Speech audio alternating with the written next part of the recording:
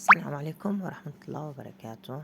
جمعة مباركة على الجميع إن شاء الله. طالباتي العزيزات، اليوم بدنا نشتغل على آه، إيجاد قيمة النسب المثلثية ساين كوساين تان من خلال جهاز الهاتف.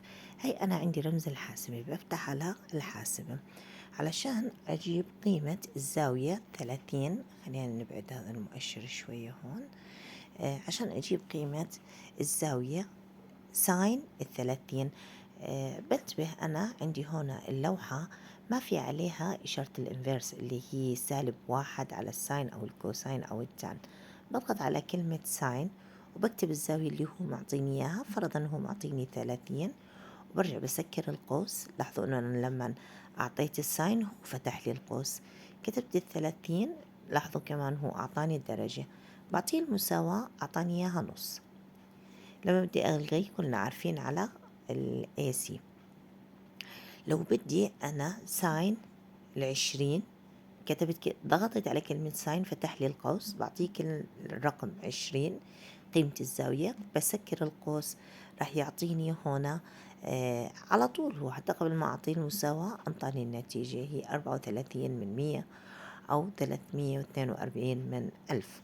على السي بلغيها. لو بدي الكوساين، هاي كوساين فرضا 27، بكتب 27 بسكر القوس أنطاني قيمتها 89 من 100. بهاي الطريقة بجيب النسب المثلثية لأي زاوية هو بده إياها. في حال هو معطيني النسبة المثلثية، السؤال معطينا النسبة المثلثية سواء كانت الساين الكوساين التان، أنا بدي الزاوية، طلب مني أجد قيمة الزاوية. لاحظوا على أقصى الشمال في الآلة الحاسبة كان معانا الشيفت. على حاسبة الجوجل كان منطيني الانفيرس. على حاسبة التليفون شو معطيني إياها؟ بدال كلمة شيفت بدال الانفيرس كاتب لي 2ND. هيها شايفين ضغط عليها 2ND، نرجع نضغط عليها كمان مرة، رجع لي إياهم بدون -1.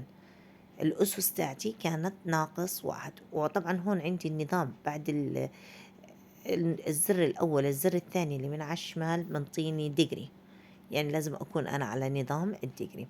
منطيني 2ND. لما أضغط عليها لاحظوا النسب المثلثية شو صارت عندي؟ ساين الانفيرس كوساين الانفيرس تان الانفيرس.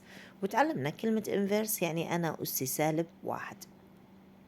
لو جيت ضغطت على ساين الانفيرس أنطاني ارك ساين اللي هي معناها انفيرس وفتح لي القوس. لو جيت أنطيته أنا النص اللي أخذناها في فيديو سابق على حاسبة الجوجل، بسكر القوس ورح ينطيني النتيجة إنه زاويتي 30.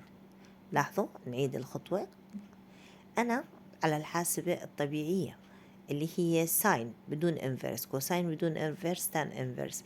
كيف بدي أجيب الانفيرس؟ اتفقنا في الآلة الحاسبة كاتب لي إياها شيفت. في الحاسبات المتطورة اللي على الجوجل بعطيني إياها انفيرس. عندي هون 2ND، بضغط على ال 2ND الزر اللي على الشمال أقصى الشمال على الحاسبة، أنطاني ديجري ساين الانفيرس كوساين الانفيرس تان الانفيرس. لما بدي أنا ساين الانفيرس للزاوية 45، لا سوري نرجع نغلط بدي ساين الانفيرس. أنا بدي أوجد الزاوية، هو منطيني قيمة الانفيرس. لو أنطاني 0.2 وسكرت القوس هي زاويتي 11. زاويتي 11. كمان مرة نعيدها. أنا عندي ساين الانفيرس هو منطيني القيمة، باجي بدخل القيمة اللي أعطاني إياها قيمة الساين، أنطاني قيمة الزاوية. ولاحظوا هو منطيني الديجري، هيو حاط لي الدرجة على قيمة الزاوية. بهاي الطريقة احنا بنستخدم على جهاز الهاتف الآلة الحاسبة لإيجاد النسب المثلثية أو إيجاد الزوايا. خلينا نشوف لو أنطاني كوساين الإنفيرس القيمة 0.7، شوفوا شو أنطاني إياها الزاوية 45. شو أنطاني الزاوية 45. إذا لو جينا لغينا بدي هاي أخذت الكوساين، لو أخذت ساين طبعا ساين إيش الإنفيرس، لا القيمة 7/10، هي كم كانت الزاوية 44. تمام.